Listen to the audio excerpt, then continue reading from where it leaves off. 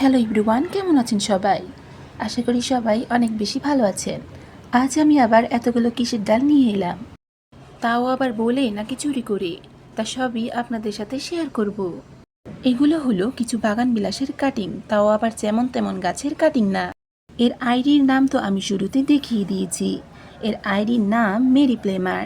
এটি বাগান বিলাসের জগতের মধ্যে অনেক মূল্যবান এবং সুন্দর একটি আইডির গাছ। ভাবতেই অবাক লাগে যে আমি আমাদের এলাকার আশেপাশেই এক বাড়িতে এই আইডির গাছটি পেয়ে গেছি। তবে অবশ্যই যেখান থেকে ডালগুলো আনা আমি তার কাছ থেকে বলিয়ে এনেছি। সবথেকে বেশি ভালো লেগেছে, তিনি আমাকে বলেছেন, তোমার যত খুশি ডাল মনে চায় তুমি নিয়ে যাও। যাই হোক, ডালগুলো আমি গতকাল সন্ধ্যায় আনার কারণে সময় পাইনি, তাই আজ ডালগুলো এমন দেখাচ্ছে।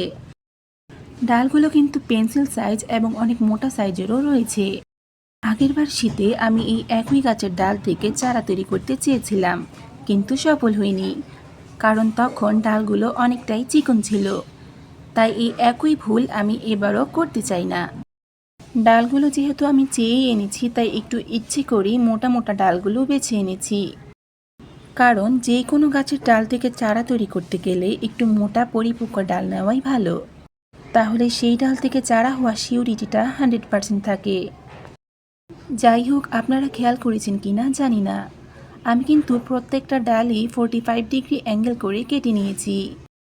আর রুটিন হরমোন হিসেবে অ্যালোভেরা জেলটাই ব্যবহার করেছি। আপনাদের কাছে যদি রুটিন হরমোন থাকে তাহলে কোনো সমস্যা নেই, আপনারা রুটিন হরমোনই ব্যবহার করতে পারেন। আর হ্যাঁ, অবশ্যই প্রত্যেকটা ডালের একটা সঠিক মাপ থাকা দরকার। আপনারা প্রত্যেকটা ডালকেই 7 ইঞ্চি করে কেটে নেবেন। যদি এর থেকে বেশি বড় করে কাটেন তাহলে ডাল থেকে চারা তৈরি হবে না। আমি একে একে প্রত্যেকটা ডালের আগায় এবং গোড়ায় অ্যালোভেরা জেল লাগিয়ে নিচ্ছি।